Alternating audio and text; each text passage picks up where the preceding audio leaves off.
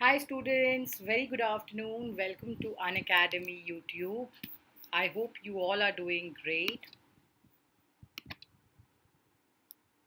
Welcome to the class.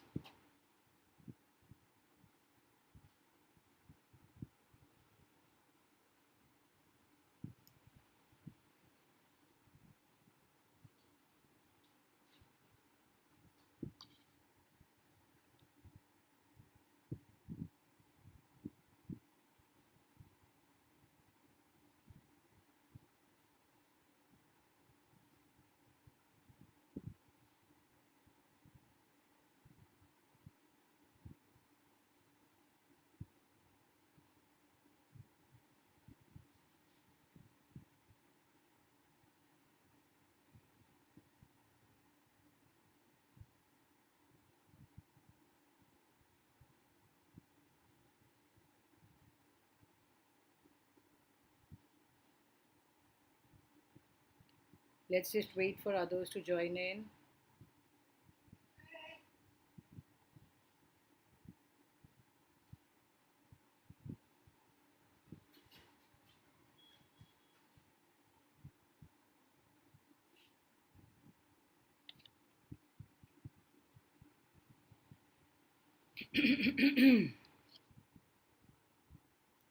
So we have completed almost many chapters on the Plus platform.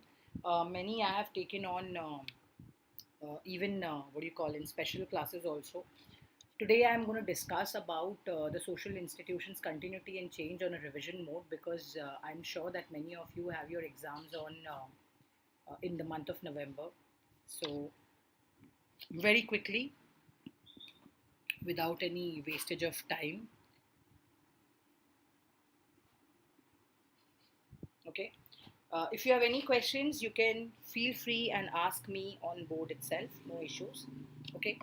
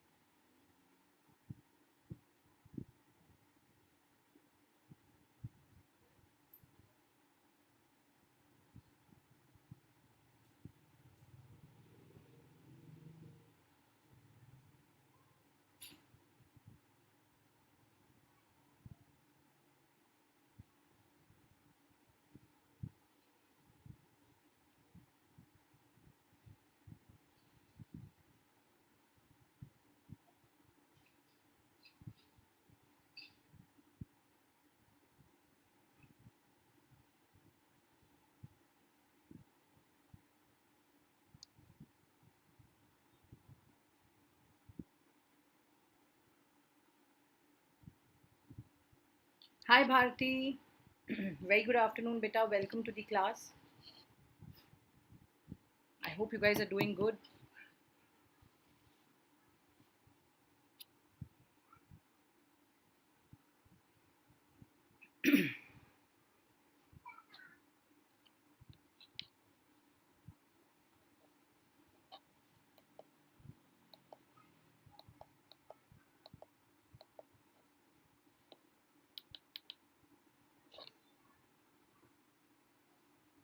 Hello everybody. Very good afternoon. All right, then let's begin. In this chapter, we would be discussing more about uh, what are social institutions, why did we start with the changes, and how. So, my name is Professor Urmi Chakravorty, and I'm your plus educator for CBSE class 11th and 12th for sociology and psychology both. I welcome you on board to have a great learning endeavor with us at Unacademy. And before we start with the chapter, there are a few things which I would like to tell you guys. I'm sure all of you are aware of it, but uh, the more the better. The better you know, it's better for you.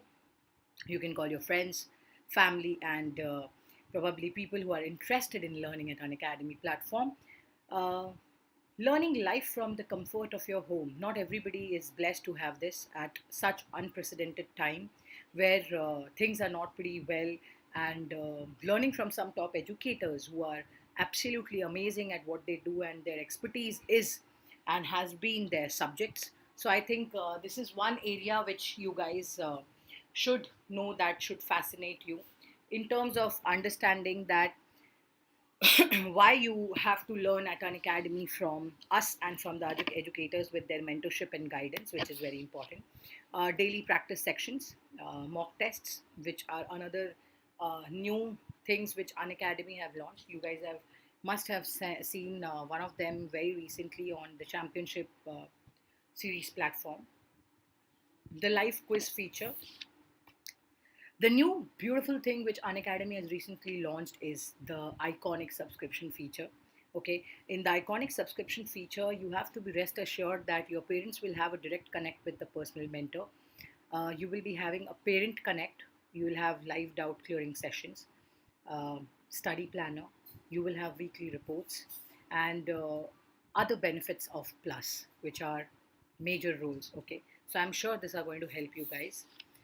There are some batches which have already commenced in the month of May, okay, in terms of complete syllabus batch for commerce, for science, and we also have some batches for humanities. Best part is we have batches in English and Hindi, both languages. So at the ease of whatever you feel and however you want to take part, you can join the same. We have history, English, pol science, economics, sociology, psychology, all these batches, okay, right from geography to history to economics to sociology and to English and to political science, okay.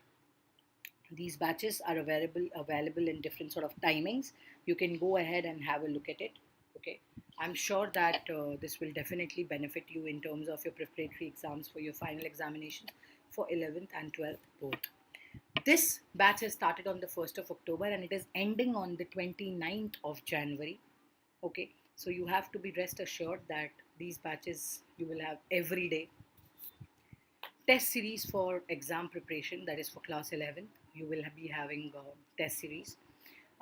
Revision batch, mock tests. Okay, you will be having for class 11th and for class 12th. You can get these details in your Unacademy learning app itself. Go ahead and watch them. And my favorite thing is the Creative Corner, which is complimentary with CBSE. Any subscription you take from class 6 to class 12, you will have it. How do you access it? Is simply get a Plus subscription for any goal, and you can have an access unlimited to the same. You can watch the recorded courses also from the creative experts. Okay, it will have right from Vedic maths to doodling to public speaking to robotics, origami, mnemonics, and magic tricks, poetry, etc. Every single thing. So be rest assured that it is going to be really amazing, and you can have all of it on the tip of your finger. The Plus and Iconic subscription, yes, as I've already mentioned, you guys can use my referral code.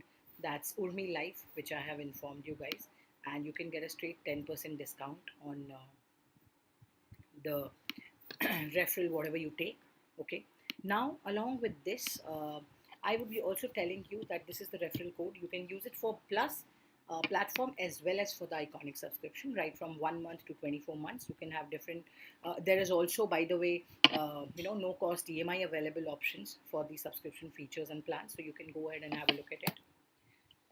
There are a few batches which have started from the 2nd yesterday, November, and these are also going to end at the 31st of Jan. The duration of these batches are 3 months, so have a look at it. Prime batches for commerce, that's for final examination, okay, for CBSE again, for 11th and 12th both. So these are some wonderful batches which I have already instructed. Now let's just begin with our chapter. Institutions, continuity, and change. What do you mean by continuity? I remember I had taken this chapter in a one shot in for your special classes also, but most of you guys have messaged me on the Telegram channel that, ma'am, please take the institutions chapter one more time on YouTube. Here you go. Uh, when we speak about continuity, continuity is something which we keep learning, experiencing, growing, and further goes on. Change is something which again further goes on, but it is not temporary, it is permanent. Okay, it is permanent and very, very important that you know it. Okay, um, change in something is very important to learn. Okay, okay, and why? Because um, when we speak about change, it's like when you're a born, when you're an infant, you grow as a child. When you're a child, you grow up to an adult, and the process goes on. It doesn't stop. It never stops. Can you say कि नहीं नहीं मैं 4 साल का ही बच्चा रहूँगा? I want to be 5 years old only. It's not possible. You have to keep on growing. You have to keep on changing. Now there is a difference between change and development. There's a difference between growth and development. I think we have also discussed this a lot many times in the chapter of psychology, that what is the difference between growth and development. Similarly, there is a difference between change and development. But change and continuity both are very important in terms of society, in terms of individual identity, in terms of group formation, in terms of norms, etc. First thing which we speak about in this entire unit is about the caste and the caste system. And when I say the caste and caste system, we also speak about it and discuss about what was the caste in the past. How was the caste in the past? Okay. Few important people in this chapter. This will basically help you realize how to channelize the entire division for better answer writing, better revising, and better memorizing about the chapter. Ayankali and Jyotirao Govindrao Phule. Along with this was Savitribai Phule. These three people played a very important role in understanding continuity and change, basically change. Why? Because they wanted to bring a change in terms of reforms, in terms of movements, in terms of a process, etc. So please remember, when we speak about the caste and caste system, when we speak about social change, when we speak about continuity, when we speak about growth and past, in this unit, Ayankali, Jyotirao, and Savitribai Phule plays a major role. Now, who was Ayankali? Who was Jyotirao Govindrao Phule? And who was Savitribai Phule? Why and what are the changes and how? Okay. Then we would be also focusing about the classification of tribal societies. What do you mean by classification? Why is there a segregation between normal people and the tribal societies? What do you mean by different traits? What do you mean by different traits? Okay. All these things have to be discussed.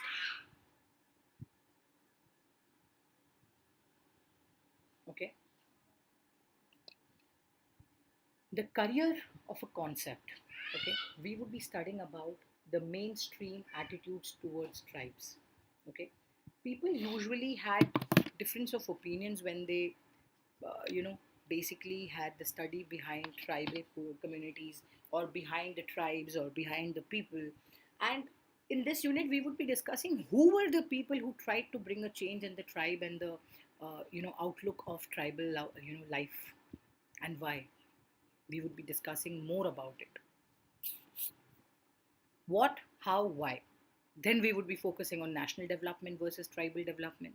So these are basically crux. The moment you come to know about social change, what do you call continuity and change in social institutions, you have to remember these points, because these points will definitely come in your class, your board examinations, where I'm going to do a sample paper revision for you guys. If you want me to do any other chapter which you're finding difficult, please put across on the comment section, and that chapter will also be taken on the YouTube. Okay. Please feel free to ask if you have any questions or doubts, and I'm here to help you with the same. Tribal identity today, okay? Family and kinship. The diverse forms of family, okay? Why is family important? What role does family play? All these things are a part and parcel of society. And when we speak about change, these are the most important changes as well. Families keep growing, families keep changing. Sometimes it's a nuclear family, sometimes it's a joint family. Things keep changing, things keep growing in different ways. Again, what are we discussing here? First, to begin with Ayan Kali. Ayan Kali was born in Kerala and he was a leader for the lower caste people, or basically you can call them Dalits. Okay. Now, with his efforts, Dalits basically got freedom to walk on the roads and the children were allowed to join schools. You know why? Because these people were considered to be the deprived classes. They were not allowed to drink water also from the same tap as the other people. Ayan Kali thought that he could bring a change and he wanted to get up for these people for their rights. And with the efforts he put, the Dalits could actually walk on the public roads and their people and the children can at least could have got education. They were allowed to join schools. Next was Jyotirao Govindarao Phule. What did he do? He denounced the injustice of caste system. Remember when we started the chapter, this is all about caste in the past. Why, how, and who did it? Jyotirao Govindarao Phule denounced the injustice of the caste system, which was scorned, its rules of purity and pollution. He said he founded the Satya Shodhak Samaj. Satya Shodhak Samaj which was basically known as the Truth Seeker Society, was formed in order to secure human rights and stand for human rights, along with social justice for the low caste people. Phule planned certain things in which he wanted to help the people. He wanted to devote his life securing human rights for social justice for low caste people in terms of Dalits. In terms of Dalits. Then comes Savitribai Phule. Yes, Savitribai Phule was Jyotirao Govindarao Phule's wife. She played a major role in terms of bringing a change in Maharashtra, mostly Pune. I'll tell you why. Pune people, they still, at so many places, they remember these uh, amazing people for bringing a change and doing and contributing for our society and for our country. Savitribai Phule was the first headmistress of the country's first school of girls in Pune. Yes, she devoted her life for educating the Shudras and the Ati Shudras. She started a night school for agriculturists and laborers, but she died while serving plague patients. She said, what if even if these people are working in the morning since the entire day, they do not have time to study, pursue their goals? She opened a night school. They wanted the laborers and the Shudras and Ati Shudra people to go fetch education. But unfortunately, she died during a plague, while serving the plague patients when she was helping and devoting her life towards them. Tribal identity today, family and kinship, four forms of family. Why? Okay. All these things would be included in this chapter. I have given you a beautiful crux. Now let's go to it. Like any Indian, you know that caste is something which is going on since 20,000, more than 20,000 centuries now. And we all know what do you mean by the term caste and the caste system. Okay. Even in 21st century, there is something called as caste. When you fill a form, no, for an examination, there is a section, what is your caste? And you need to answer that because it is still prevalent. But when we speak about caste system, to what extent are these two castes, the one which is supposed to be of India's past and the one which is the present, are the same thing? Don't you think that this is the question which we will be focusing on the institutions in terms of continuity and change? And why in the past? Because it is an institution which is associated, which is associated, okay, with subcontinents, while social arrangements producing effects which are in the other parts of the world. Okay, it has an institution. Caste basically in Hindi we used to call it jati. Okay, which is come from an English word only. Sorry, from a Portuguese word only. That means casta, which means pure breed. Okay. Now, Hindi में we call it जाति. We say ना कौन से जाति के लोग हैं, भिन्न भिन्न जाति के लोग. We say that sometimes it is नहीं नहीं ये पेड़ इस जाति का है, अरे ये पौधा इस जाति का है, अरे ये जानवर इस जाति का है. We use the word caste in terms of jati a lot of times. And similarly, we also use varna, which means color, in terms of division to fourfold division of society, which is Brahmins, Kshatriyas, Vaishyas, Shudras. And these things we have discussed in all the chapters now. So this too you guys should not forget only. That what are the four castes, what are the, significant sections, where we have discussed it in even stratification also. Nevertheless, it remains the same. It's Brahmins, it is Kshatriya, it is Shudras, and it can be continued in terms of what we call as the deprived classes.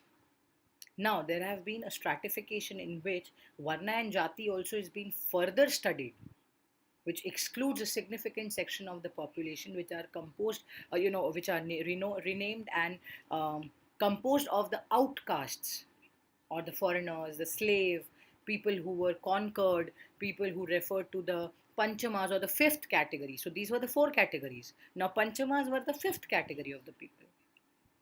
And this kept on going on. Jati, on the other hand, which again was speaking about the castes, is just a generic term referring to species of kind of anything. I told you it can be a plant, it can be an animal, it can be a human being. But it is very interesting to note that Indian language speakers are beginning to use English word castes. Earlier they never used the word caste. But from the past to the present, as we are seeing how the growth is, coming up one by one. So the precise relationship between Varna and Jati has been the subject of speculation, debate among the scholars, and the most common interpretation is to treat Varna as a broad all India aggregate or what you call classification, while Jati is taken to be regional, local subclassification. Two things. Varna is treated as all over as a broad all India concept, but Jati is basically a regional concept which happens on local or subclassification levels and has a more complex system consisting of hundreds or thousands of castes and subcastes. Okay, any questions on this?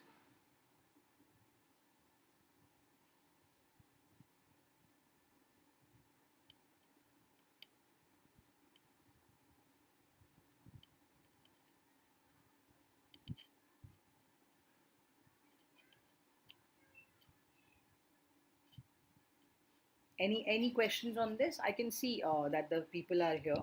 If you have any questions, you can feel free to ask me. If not, we can move ahead, guys. I'm hoping that you are understanding because I'm going pretty slow. Bharti, is it okay? Are you understanding, beta? Any questions? Any doubts?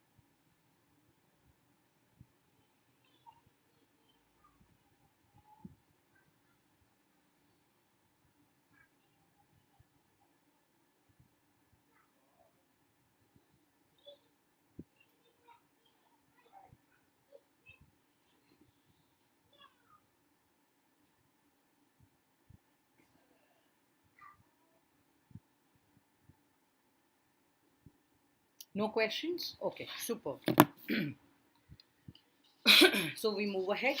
So the precise relationship between Varna and Jati have been subject of speculation, okay, and debate among the scholars. Why? Because the more interpretation, the assumptions, while Jati has to be taken regional, as well as Varna was an all Indian, what do you call, aggregative classification. This kept on going. So there were different and thousands of caste and subcaste and whatnot. And when I say that it kept on going, the discussion on the assumption and further studies, they never stopped, because sociology had a lot of criticism also, in which they had to listen to the criticism and probably move ahead as in modify, classify, do the survey, get the data, gather the data, change, add, etc., and go on. It was a complex affair. Now, Varna is basically that, that this means while the four Varna classification is common to an all India, Jati hierarchy has local classification, which may vary from region to region. Okay. Opinions also differ on the exact age of the caste system, which is generally agreed through that four Varna classification is roughly 3000 years old. Okay. This is one thing. Now, however, the caste system stood for different things in different time periods, so that it is misleading to think that the same system continuing for 3000 years. Are you understanding? It misleading thinking that it continued to be 3000 years.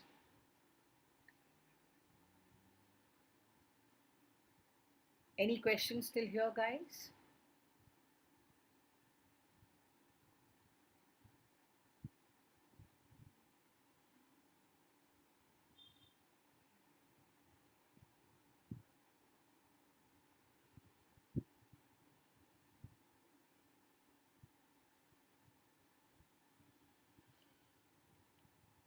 Any questions, guys?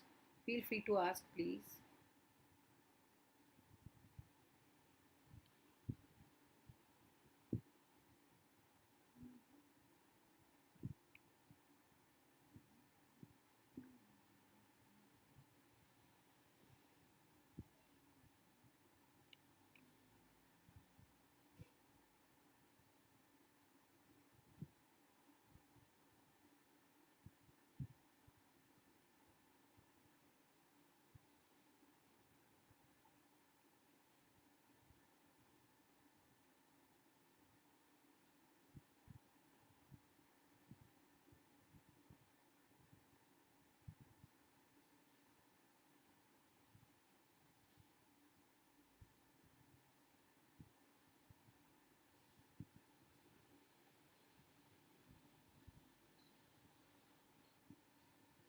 Okay.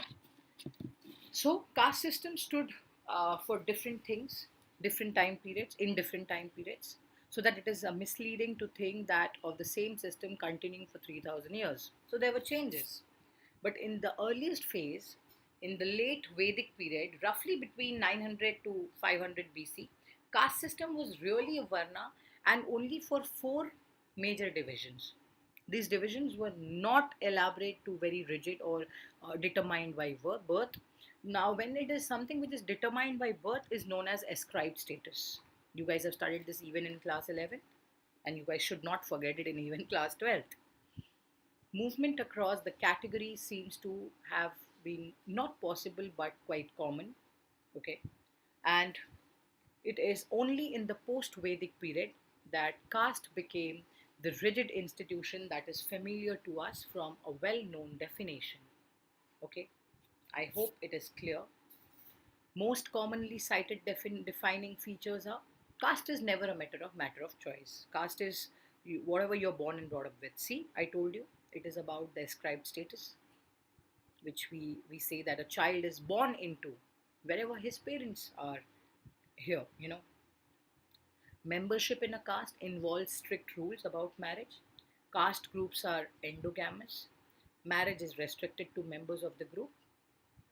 Caste membership also involves rules about food, food sharing, what kind of food may or not be eaten by the prescribed, and who may share is very specific. And this has gone from so many years now. It just goes on. So these are basically the most commonly cited defining features of caste. You can use them into definitions also. Now, please remember that the caste also involves a lot of subdivisions with themselves. What is that? That caste always have subcaste, and something subcaste may have also are subcastes. It's like a channel. It's like one has two has again one, two, three, four, five. It goes on, flow. It goes on. And this is referred to as a segmental organization. This is referred to as a segmental organization. Now, these are just a few extra points for you guys to go through and read more about caste. And the most important thing is when caste became, what do you call, uh, rigidly determined by birth, it was in a principle, what do you call, impossible for a person to ever change their life circumstances, whether they deserved it or not. Hi Jyoti, very good evening, beta, welcome. How are you?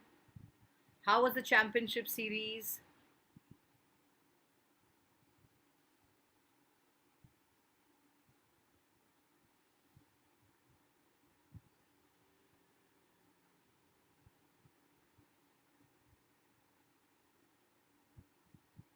Okay.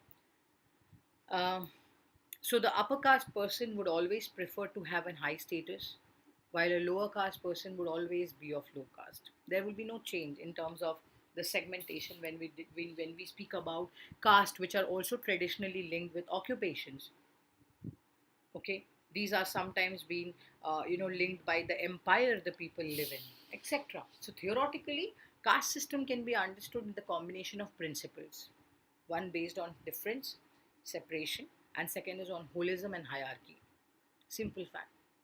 So the entire societal system is in a hierarchical rather than an egalitarian system. Okay.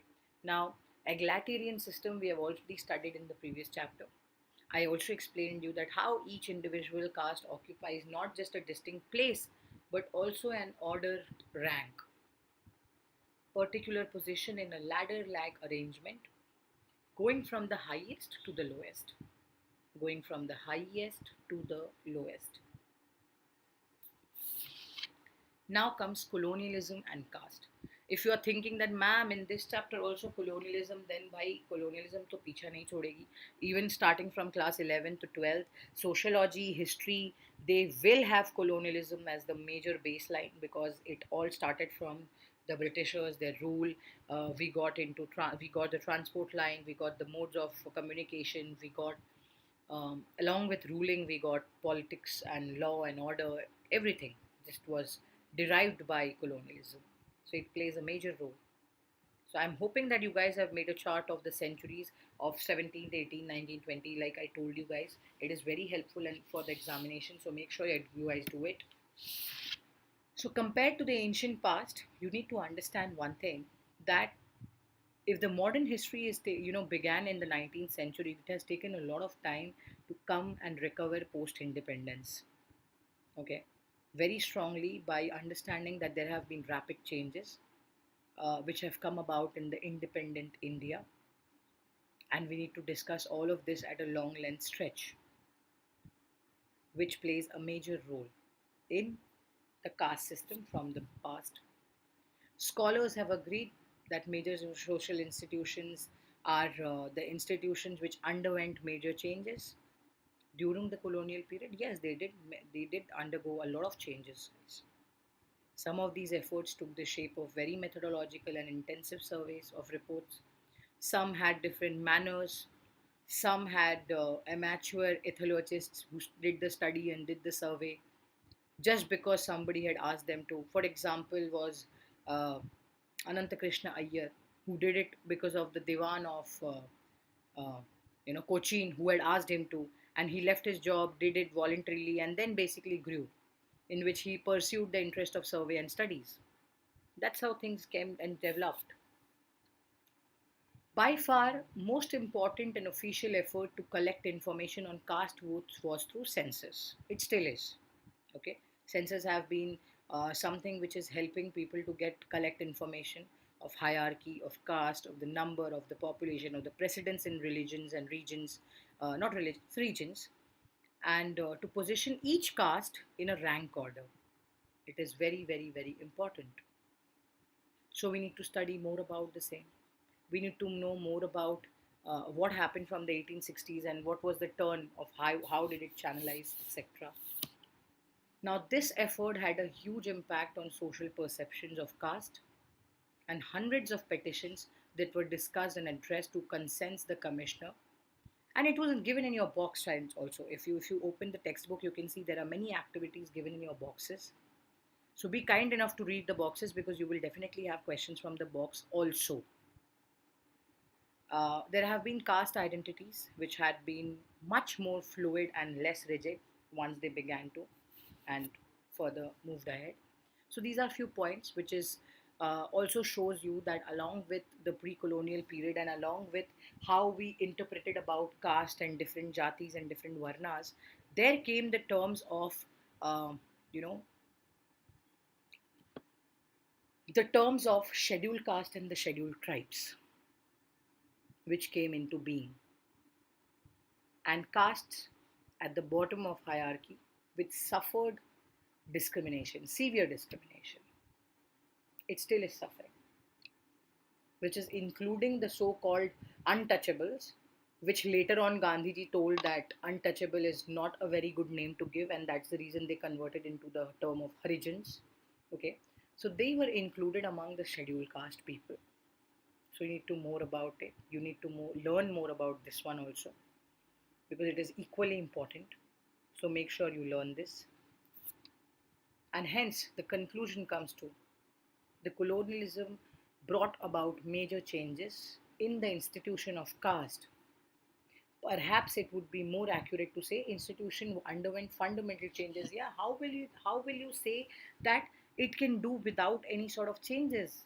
Without fundamental changes, it is absolutely not possible. And not just India, but whole world was undergoing rapid change during the period due to spread of capitalism and modernity. Again, capitalism, it was more about profit, goods, services, about the feeling. We have studied this and discussed it in length. And not only in India, it just continued everywhere, guys. It continued everywhere. There was a spread of capitalism with modernity. There was a major spread of capitalism and modernity, which you need to learn. So, to sort it out and to put it across in a crux, Ayankali, Jyotibhai Phule, Ambedkar ji, Mahatma Gandhi. See, I told you. Can you read this? The entire spectrum of protesting against untouchability came into picture. How the people of Mahatma Gandhi ji told that no, these people were not being named, were not to be named as the untouchables. There were people, there were movements, there were movements to abolish the caste distinctions. And in this unit, we have studied about the continuity of these things going on and the change which was being brought by such amazing people. Anti-untouchability programs became a significant part of the Congress agenda. Earlier, it was the governing body was Congress only, right? But by the time of independence was on the horizon, there was a broad agreement across the spectrum of nationalist movement to abolish the caste distinction, guys, which played a major role.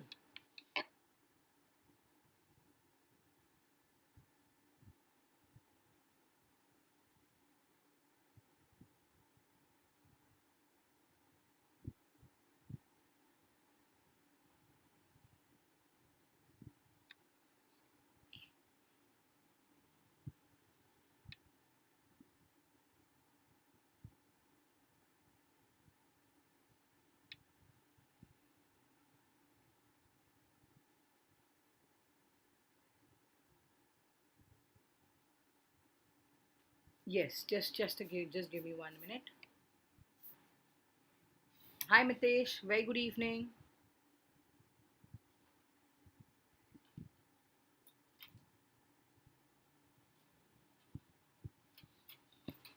Is it better now?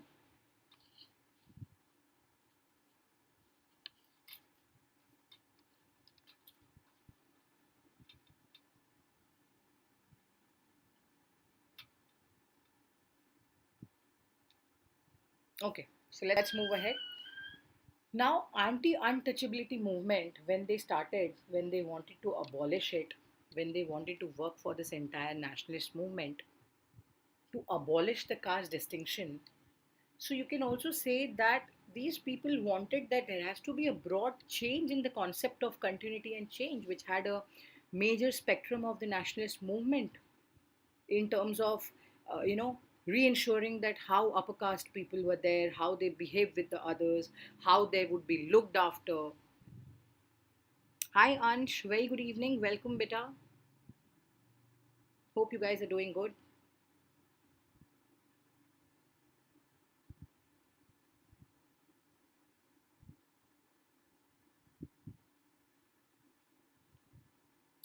So, yes, the upliftment and the process of continuity and change began from a place where they wanted to bring a change. But how about the post independent Indian state? What was the major change? What basically inherited and reflected the contradictions? On one hand, the state was committed to the abolition of caste and explicitity.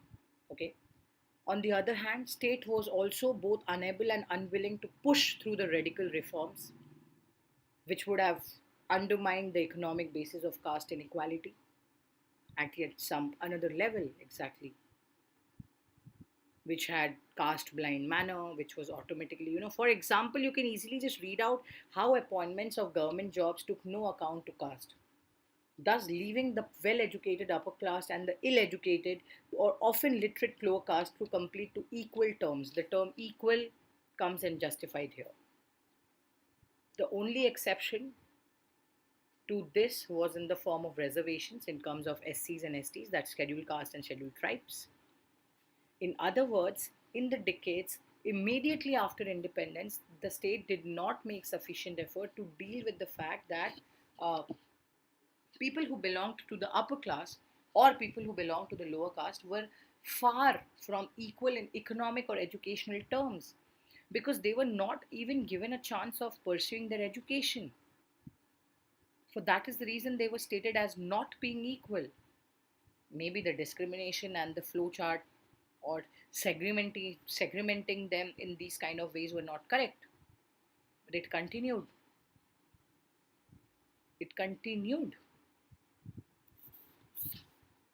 The developmental activity, on the other hand, okay, so you need to understand, when we speak about modernity, when we speak about how colonialism and post independence led to industrialization, moving to meritocracy, different changes, caste segmentations, etc., we also need to understand that the development activity of the state and the growth of private industry affected caste indirectly through the speeding up of economic change. Economic change played a major role in which there were no caste rules. Urbanization and the conditions of collective living in the cities made it very difficult for the caste segregated patterns. Why? Why? Because the jobs were also being given in terms of the hierarchical positions. There were castes, there were dominant castes, there were prejudice against the untouchables, which kind of remained very strong for a long time, or from the city, and did not just go away, though it was not very as extreme as it could be in the village, but it was very different in the scene in terms of the cities. So there was this factor also of the urban and the rural, which came into picture here in focus. So I think that is also one angle and aspect to the same, so you guys need to learn that as well.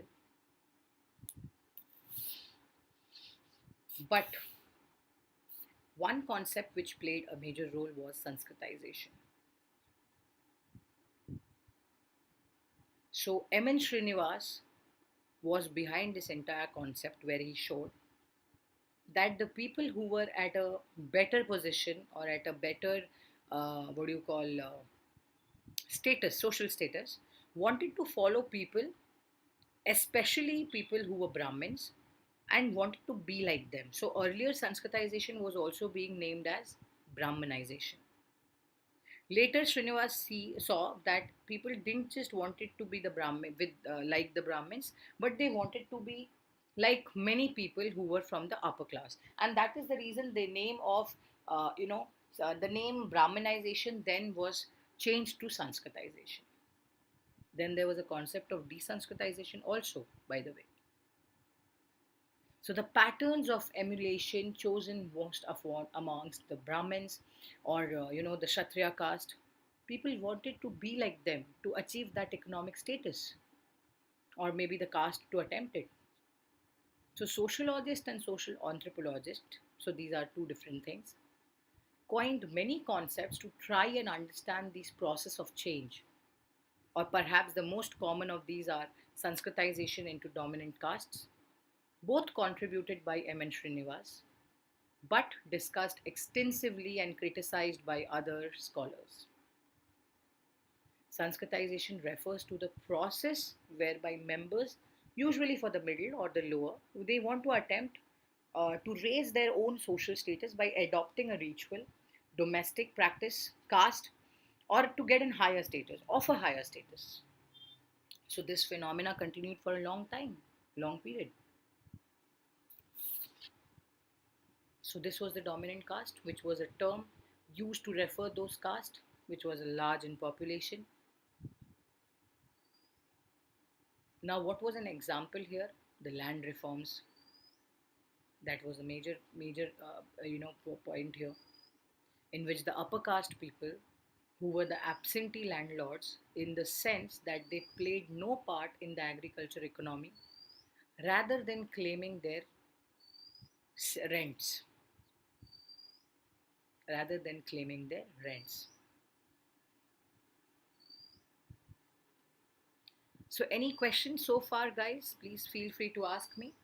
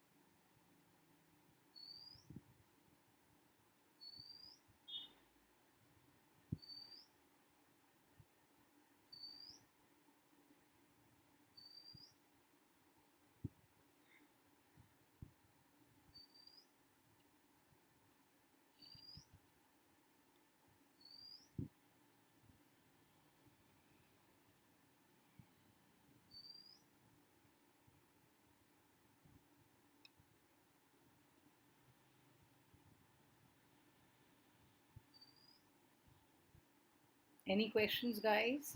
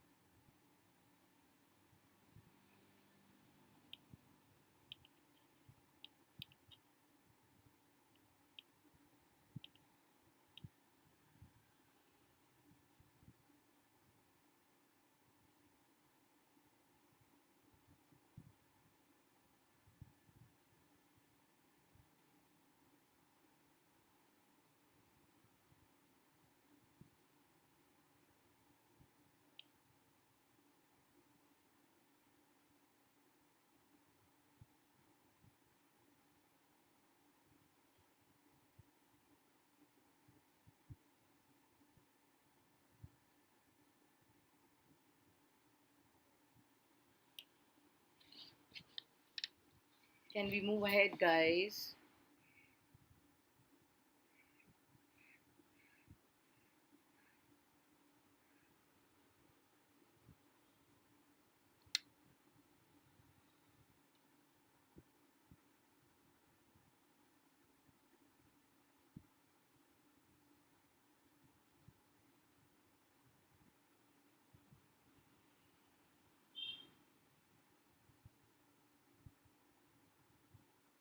Okay, all right. Now, moving to the most important thing in this chapter is the classification of tribal, okay, um, societies of different traits. And once again, if you have any questions, please ask, because I know that we have covered maximum of it, but I don't want any of you to miss on anything. Okay.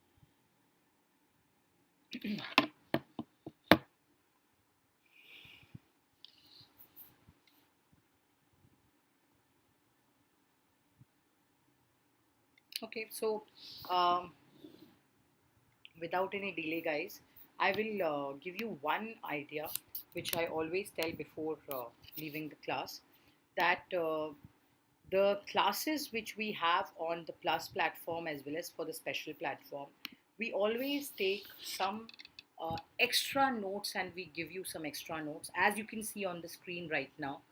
And these are the extra note which I provide when you join the special classes or the plus classes, and these things you can just take it and get into the PDF documents. So for this reason, I would like you to probably uh, join the class, come up with any questions or doubts you have, and I'm here going to be happy to help. Once again, Urmi Live is my referral code. So if you want to take any of the subscription plans, you can use it and get a 10% discount. And I am hoping to see you very soon. And take care of yourself, stay safe, and thank you so much for joining in. And bye bye.